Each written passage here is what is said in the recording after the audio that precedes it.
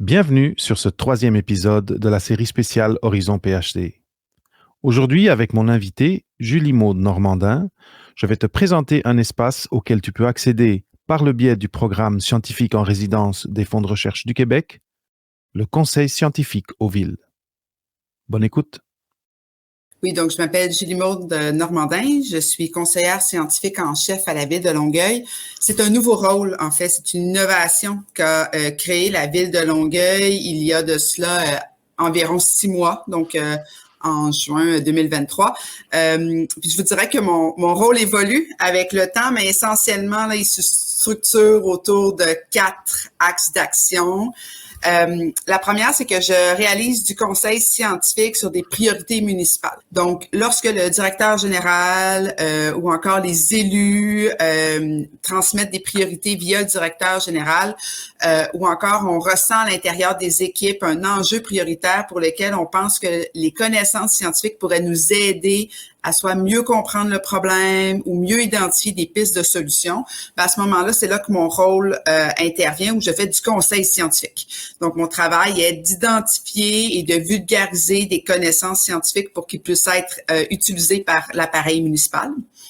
L'autre chose que je fais, c'est un travail de veille à l'interne auprès des différentes équipes, des différentes directions pour identifier quels sont leurs besoins stratégiques pour la prochaine année, puis voir comment, dans certains cas, des connaissances ou des innovations scientifiques pourraient les aider dans leur travail.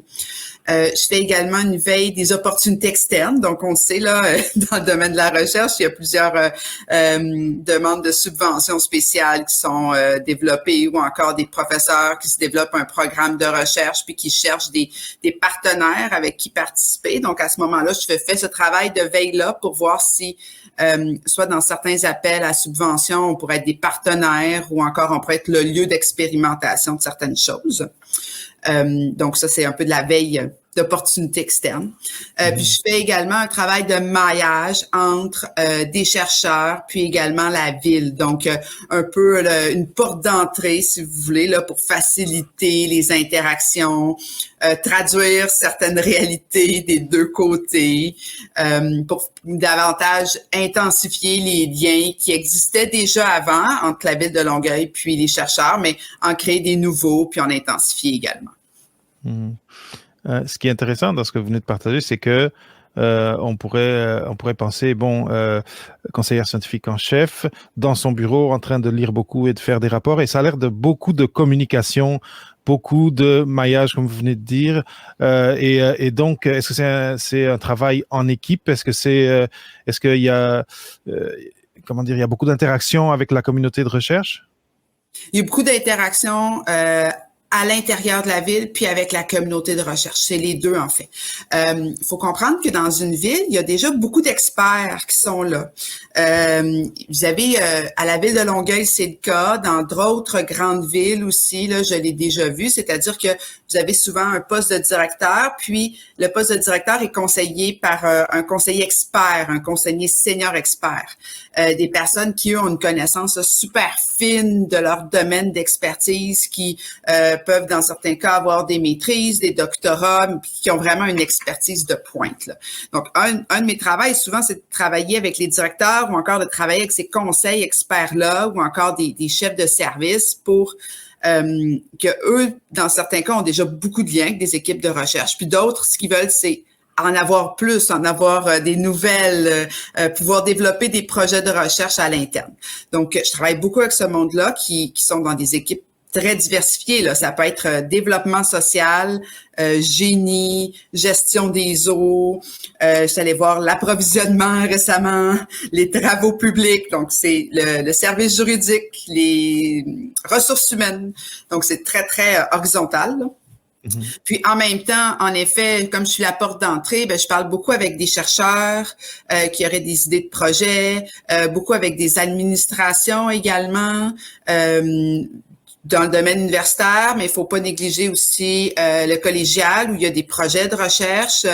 Et donc, je travaille avec ces acteurs-là beaucoup. Donc, c'est super parce que d'un côté, je maintiens des liens avec la communauté scientifique, puis de l'autre côté, je vois c'est quoi les les besoins internes pour avoir le plus possible un impact sur la population, puis pouvoir les soutenir, puis soutenir les équipes dans le fond, là, parce que ce soit les différentes équipes, le service de l'environnement, le service de la gestion de l'eau. C'est du monde qui, depuis très longtemps, travaille pour améliorer le service aux citoyens, développer des nouvelles politiques publiques. Puis là, ce que je viens de faire, c'est essayer de leur donner un coup de main supplémentaire en étant une ressource supplémentaire d'un point de vue scientifique.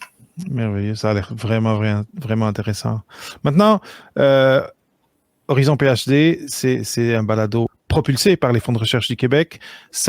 L'idée, c'est d'amener les jeunes diplômés à connaître les programmes de scientifiques en résidence des fonds de recherche du Québec et précisément les jeunes scientifiques qui sont en ce moment au doctorat.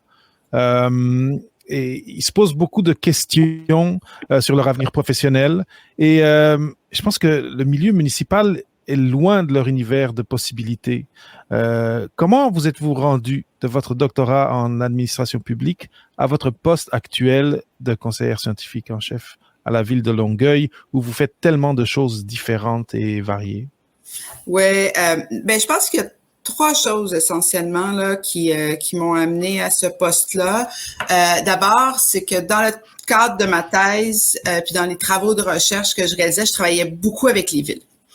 Et une partie de mon travail, justement, était de mieux comprendre le point de vue des villes pour développer leur résilience urbaine. Moi, mon domaine de spécialité au départ, là, c'est la résilience urbaine. C'est là-dessus que mes recherches portaient.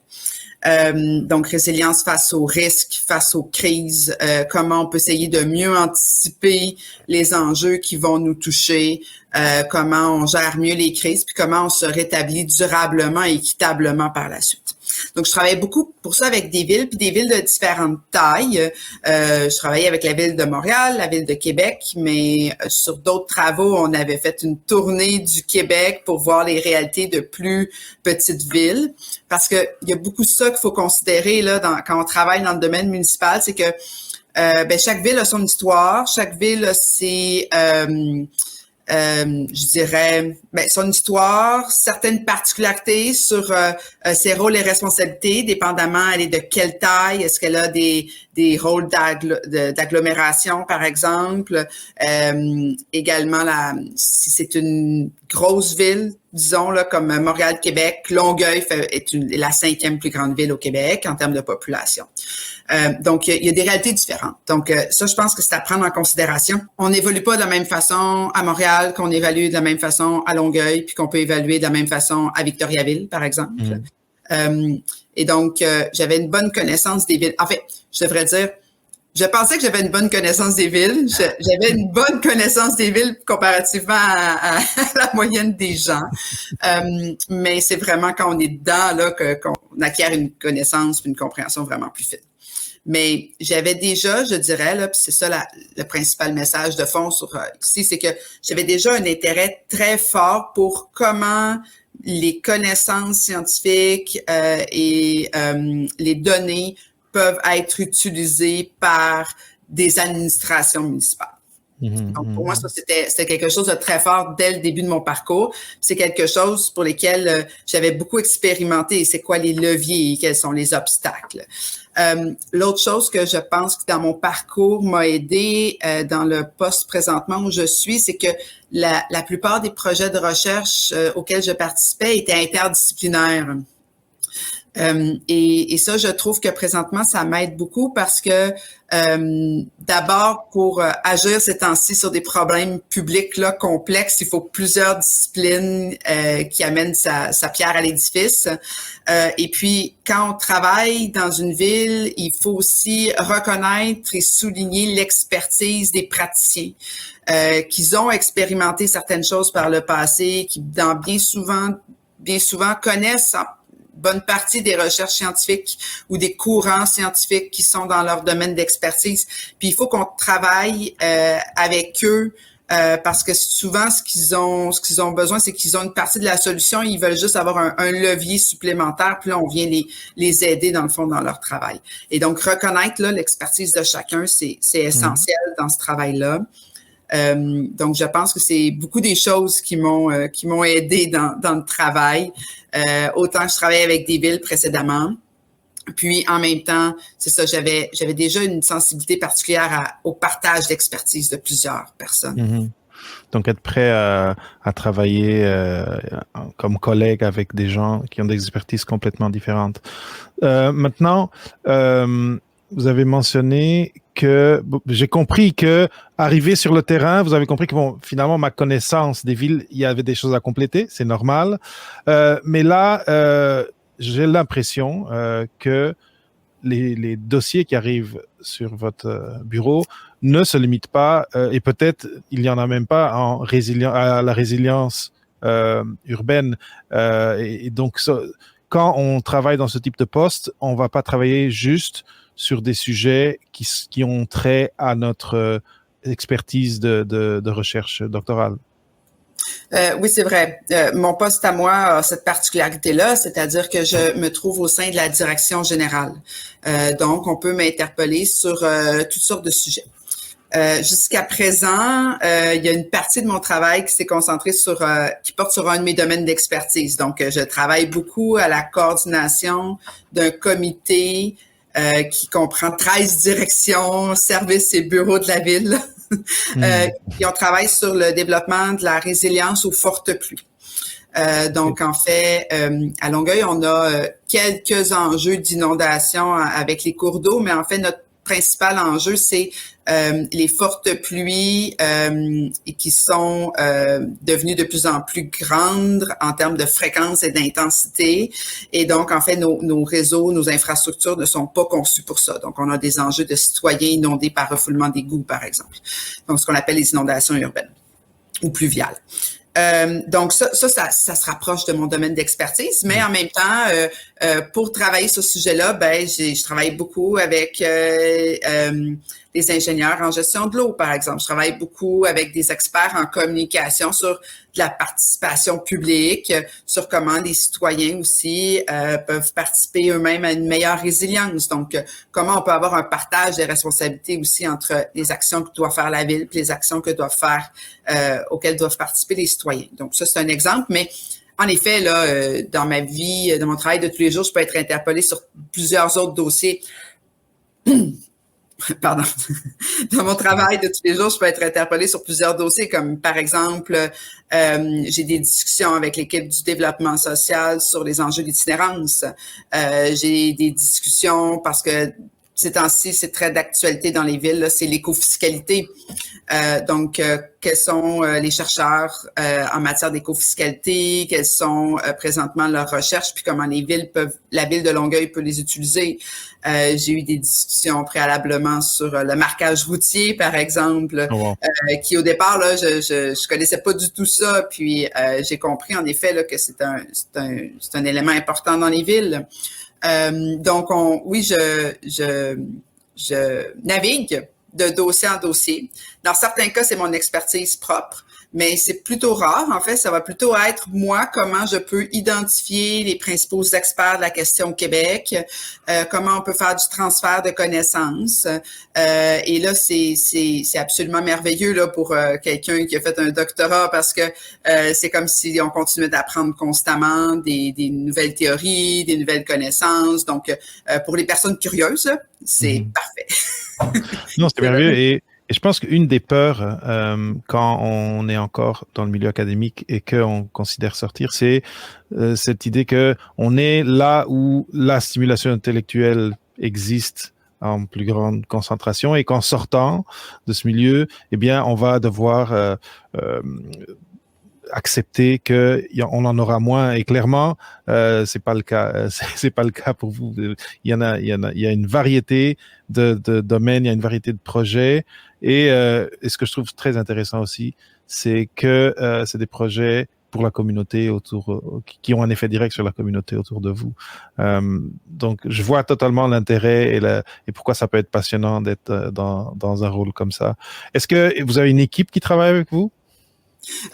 Moi, présentement, j'ai personne, en fait, j'ai pas d'équipe sous moi, j'ai pas, mais je travaille beaucoup, donc, comme je vous disais, en collaboration. Okay. Puis je pense que c'est la clé ici. c'est la collaboration autant de l'interne, donc de pouvoir faire la distinction également entre quelles sont les connaissances que les équipes voudraient acquérir, quelles sont les connaissances qui sont urgentes. Puis je dis connaissances, mais des fois c'est des connaissances théoriques, des fois c'est des données. Les villes sont à la recherche de données, puis on parle beaucoup à l'interne de l'accessibilité aux données, la qualité des données, également l'horizon temporel de nos données, à quel point elles sont encore, elles reflètent bien une réalité présente ou encore elles sont un peu trop vieilles dans certains cas. Et ça, je le mentionne parce que je pense que toute personne qui a fait un doctorat en termes de qualité des données, de fiabilité des données, c'est des discussions que l'on a tous dans nos champs, puis qu'on a à l'intérieur d'une ville. Évidemment, on les a pas pour le même objectif. T'sais, on les a pas pour les villes veulent pas développer de modèles conceptuels ou de modèles théoriques ou encore tester un modèle théorique, mais elles veulent avoir les meilleures données possibles pour mieux comprendre la situation très locale sur leur terrain et pouvoir faire la meilleure intervention possible et ensuite pouvoir suivre l'évolution du dossier. Donc, les questionnements sur justement la qualité des données, quelles données on devrait collecter pour mieux comprendre un phénomène. C'est des questions qui sont récurrentes dans une ville. Puis, je pense que ça parle beaucoup aux chercheurs. Donc, quand vous avez été invité, ou en tout cas, ou quand vous avez accepté ce poste, j'imagine que vous saviez c'était quoi les attentes de la ville par rapport à votre rôle. Qu'est-ce qu'une ville attend? Qu'est-ce qu'une ville recherche comme peut-être livrable comme résultat de quelqu'un qui est dans un poste de conseillère scientifique? De mon point de vue, elle s'attend d'abord à ce que on participe de façon rigoureuse au processus de décision et que l'on fasse preuve d'innovation, en fait. Puis je pense que c'est ça aussi une partie de la beauté du rôle. Donc l'idée, c'est de voir quelles sont les connaissances scientifiques qui peuvent soutenir les équipes à l'interne. Et dans plusieurs cas, les équipes sont très intéressées à acquérir ou à augmenter leurs connaissances dans ce domaine-là. C'est juste qu'ils ont un manque de temps. Ils ont un manque également, moi, je connais aucun fonctionnaire dans une ville qui se tourne les pouces en se demandant quoi faire. Je connais plutôt des fonctionnaires qui ont trop de dossiers, beaucoup de dossiers à gérer. Et donc, quand on arrive comme ça avec certaines connaissances, puis qu'on facilite le transfert, qu'on est une courroie pour soutenir à ce moment-là la diffusion des connaissances, ben on soutient l'innovation. Puis l'innovation, ça peut pas arriver d'un coup, là, c'est un travail de longue haleine. Ça, c'est quelque chose qu'on doit être conscient quand on est chercheur. Là. Quand on est chercheur, on est dans les équipes, mais on est toujours un peu un électron libre. Puis là, on est un électron qui doit s'attacher avec beaucoup de gens, puis on doit apprendre à faire ce travail-là. Et donc, je dirais que en termes de travail, là, c'est vraiment ça. C'est quelles sont les connaissances scientifiques les plus prioritaires à acquérir pour la ville et comment ça peut se transférer dans les équipes également, comment ça peut être utilisé dans les équipes dans leur travail quotidien, dans leur travail régulier ou encore dans leur travail pour concevoir les politiques publiques. Et donc, ça prend la forme de rapports, de conseils, à la fin, ce que vous livrez à vos parties prenantes à l'interne? Ça peut prendre la forme de rapports, ça peut prendre la forme d'avis scientifiques, ça peut prendre la forme d'organiser des rencontres entre chercheurs et fonctionnaires. Ça peut prendre la forme, par exemple, de transférer les connaissances entre voici une nouvelle conférence scientifique où il y aura également des praticiens et donc de voir si nos directeurs à l'interne sont intéressés par ce domaine-là, puis d'assister à la conférence, par exemple. Ça peut être la ville organise une journée de discussion sur un sujet particulier, puis voudrait avoir un chercheur qui vient s'adresser, qui vienne participer à la journée. Donc, quel est le chercheur qui peut le mieux faire ça? Donc, ça peut prendre, la forme de livrables comme des rapports. Ça peut prendre également une forme plus de discussion. Là. Donc, à ce moment-là, c'est de créer des moments de rencontre. C'est super intéressant parce que c'est très varié aussi dans le type de rendu donné, et je trouve que ça rend une job plus intéressante aussi. Le fait d'avoir à parler avec différentes personnes, mais aussi de travailler sur différents types de projets, de livrables, c'est vraiment, vraiment intéressant. Maintenant, ma première question a plus attrait avec le programme scientifique en résidence des FRQ. Et vous ne faites pas partie de ce programme, mais j'aimerais vous poser une question par rapport à ça. Donc, avec leur programme scientifique en résidence, les fonds de recherche du Québec veulent apporter les jeunes, veulent les amener à intégrer, comme vous, les municipalités. À votre avis, à quelles retombées les candidats et candidates peuvent-ils et elles s'attendre sur le plan professionnel après un passage par un poste comme le vôtre? Moi, je pense que la retombée la plus importante, c'est en matière de savoir-faire. Parce qu'évidemment, les personnes très formées ont un très grand savoir, mais pour faire des changements concrets dans une société, pour transférer les connaissances, pour les appliquer, il faut acquérir un savoir-faire, puis je dirais un savoir-être. Puis il y a un peu 3 étapes, là, si vous voulez, je trouve, dans mon travail. La première, c'est comment vulgariser et condenser des connaissances scientifiques pour qu'elles soient utilisables par des praticiens. Donc ça, c'est la première compétence là, à acquérir, puis sur laquelle on s'exerce. Puis, selon à qui on parle, elle ne va pas s'exercer de la même façon. Donc, selon la direction à laquelle on s'adresse, selon leur historique, est-ce qu'ils ont beaucoup de passé où ils ont participé à des projets de recherche ou non. Donc, on va pas utiliser les mêmes mécanismes. Donc, mais la première étape de savoir-faire, c'est comment condenser et vulgariser des connaissances scientifiques pour des praticiens. La deuxième étape, c'est beaucoup l'étape de l'action, l'opérationnalisation, la gestion du changement. Parce que moi, comme je suis dans la ville à temps plein, je participe à cette étape-là.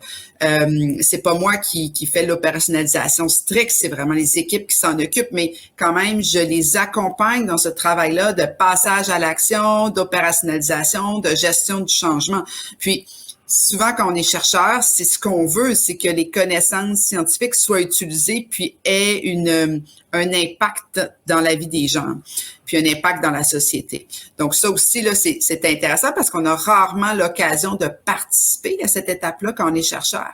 Puis la dernière chose, en fait, c'est vraiment de voir comment les connaissances, une fois personnalisées, peuvent avoir des résultats puis des effets sur le terrain. Parce que ça aussi, ça prend un certain temps et ça prend un savoir-faire important pour mailler les gens, continuer à expliquer certains concepts, pourquoi c'est important, pourquoi quelle avenue est important selon les connaissances scientifiques. Ça doit se faire, on le fait pas une fois dans une conférence ou dans une note de service ou dans un rapport, puis on se dit, OK, c'est beau, là, tout le monde l'a compris. Et non, tu sais, il faut comprendre aussi que une même idée ou une même connaissance scientifique pour le directeur va avoir une importance, mais pour le gestionnaire terrain ou pour le chef de service, lui, ça va être un autre niveau de détail qu'il a besoin, ou encore il doit mieux comprendre une particularité, par exemple, dans un concept. Donc, je trouve que c'est ça qui est le plus intéressant en matière de savoir-faire, c'est de passer de la connaissance scientifique à l'action, la personnalisation, le changement, puis les effets réels là, sur le terrain auprès des citoyens ou auprès de la société, auprès de l'environnement. Merveilleux. Et de votre point de vue, et ça c'est une question qui n'était pas dans la liste que j'avais partagée, mais comment voyez-vous ça si dans les prochains 5-10 ans, il y a une communauté de conseillers scientifiques dans les villes qui commencent à se bâtir avec des jeunes scientifiques qui arrivent et qui viennent contribuer un peu comme vous venez de décrire. Quelles retombées pour la société, pour les municipalités et peut-être pour vous aussi, vous pensez que ça pourrait avoir la naissance et un peu le foisonnement d'une jeune communauté de conseillers scientifiques dans les villes? Ben, En fait, moi, je le vois d'un très bon œil. Là. Le programme de scientifiques en résidence lancé par le FRQ, pour moi, est une des grandes innovations. Moi, j'ai eu la chance, en fait, que la ville de Longueuil crée ce poste-là sans avoir ce type de soutien-là, en fait. Mais pour l'instant, je suis plutôt l'exception que la règle. Et puis, en fait, j'aimerais que ça devienne la règle, puis qu'on puisse partager différentes façons de faire, qu'on puisse expérimenter également, qu'on puisse mieux comprendre même entre nous les outils qui fonctionnent le mieux en matière de connaissances, de transfert de connaissances scientifiques, le type de questionnement également que les villes ont. Plusieurs villes ont les mêmes questionnements présentement, là. Écofiscalité, sincèrement, toutes les villes se posent la question ces dernières années pour savoir comment faire plus de comment moduler ça à leur réalité, puis en fonction également de la réalité du citoyen, puis des capacités de payer. Adaptation au changement climatique, tout le monde se pose ces questions-là présentement. Et donc, avoir des acteurs qui servent à faire le bailliage, des personnes qui travaillent dans les villes, puis reconnaître aussi le travail actuel de plusieurs personnes qui jouent ce rôle-là sans nécessairement avoir le titre. Je trouve que c'est essentiel, en fait, pour, d'une part, reconnaître l'apport des connaissances scientifiques, puis d'autre part, pour se créer des pratiques plus efficientes, plus efficaces sur comment le faire pour continuer donc à partager ce domaine de connaissances-là, de comment on fait ce travail-là. J'espère que c'est ça qui va se passer parce que avec le balado, c'est ça qu'on essaie, c'est de montrer aux jeunes scientifiques combien ça peut être intéressant, combien ça peut être stimulant. Et je pense qu'à date, vous avez fait une très, très bonne job de le faire pour ce rôle-là, qui est quand même très particulier. Maintenant, j'aurais une dernière question. C'est parce que de mon côté, en parlant avec des jeunes scientifiques, des gens au doctorat, à la fin du doctorat, juste après le doctorat, il y a vraiment une espèce de peur de penser à ces emplois, dans le fond, à ces avenues professionnelles qui s'éloignent un peu du laboratoire, de la recherche, du milieu académique. Et donc, il y a de l'indécision et des fois, il y a même de la frilosité à trop explorer ce côté-là. On tend à rester un peu dans le court temps qui suit l'arrivée de notre diplôme, à garder notre radar tourné vers des avenues très, très académiques. Pour des personnes comme ça qui se disent « Ah, ce programme est certainement pas pour moi » ou qui ont peur de se lancer dans ce milieu inconnu, que diriez-vous? Quel serait comme un dernier mot pour les inciter à postuler dans le programme des scientifiques en résidence, en particulier dans ce volet municipalité? Moi, je pense qu'une grande partie des gens qui se lancent dans la recherche, c'est pour améliorer, par le développement de nouvelles connaissances, améliorer son environnement, améliorer la société. Et rien de mieux qu'une administration publique, de mon point de vue, pour le faire. Je suis quelqu'un qui est absolument pas cynique envers les administrations municipales puis envers les administrations publiques. Je pense que oui, dans certains cas là, elles ont besoin d'amélioration, mais elles sont surtout un excellent vecteur pour avoir une influence dans la vie des gens. Et de voir comment les administrations municipales de plus en plus sont intéressées à utiliser les connaissances scientifiques, faire des maillages avec des chercheurs, pour moi, démontre bien que c'est un lieu d'innovation, en fait. Et c'est vraiment les éléments que je veux porter là. Il y a de la place pour l'innovation dans les administrations municipales. Je trouve que la création de mon poste est un exemple parmi tant d'autres, mais il y en a de plus en plus d'innovation dans le milieu municipal. Et cette innovation-là, maillée avec des connaissances scientifiques, pour moi, a encore une plus grande chance d'avoir des retombées concrètes pour les citoyens. les administrations municipales sont remplies de fonctionnaires qui veulent avoir un impact concret et aider la vie des citoyens. Puis je trouve que d'y participer puis d'y prendre part avec notre partie d'expertise, c'est une chance incroyable, en fait. Donc, je le mettrais comme ça, là. On a souvent une vision un peu cynique des administrations publiques, des administrations municipales, mais sincèrement, ça peut être un lieu d'innovation important. Puis je trouve que, en fait, moi, je me réjouis tous les jours d'être à la ville de Longueuil pour ça. Merveilleux. Julie Maud, ça a été super inspirant. Ce dernier mot de la fin est une très belle façon de terminer cette entrevue. Je vous remercie d'avoir donné de votre temps juste avant les vacances des fêtes pour venir partager votre expérience et vos connaissances du terrain maintenant. On n'a pas mentionné depuis quand vous avez commencé le trajet, mais vous avez déjà une bonne connaissance du terrain. Je suis certain que ce que vous avez partagé va pouvoir inciter des jeunes chercheurs, chercheuses à se dire, eh bien, si je veux travailler dans un endroit où je vais avoir une influence et des résultats quand même assez rapides en termes de temps sur la communauté autour de moi, bien, le milieu municipal, c'est intéressant. Le milieu municipal a besoin de moi et moi, je pense que ça, c'est précieux pour une communauté de jeunes professionnels qui, souvent, à la fin de leur diplôme, sont un peu désorientés et se disent est-ce que mon diplôme va servir à quelque chose? Ben oui, c'est clair que la communauté n'attend que ça, qu'ils viennent participer dans les institutions municipales. Merci énormément d'avoir partagé ça avec nous. Ça me fait plaisir. Merci pour l'invitation.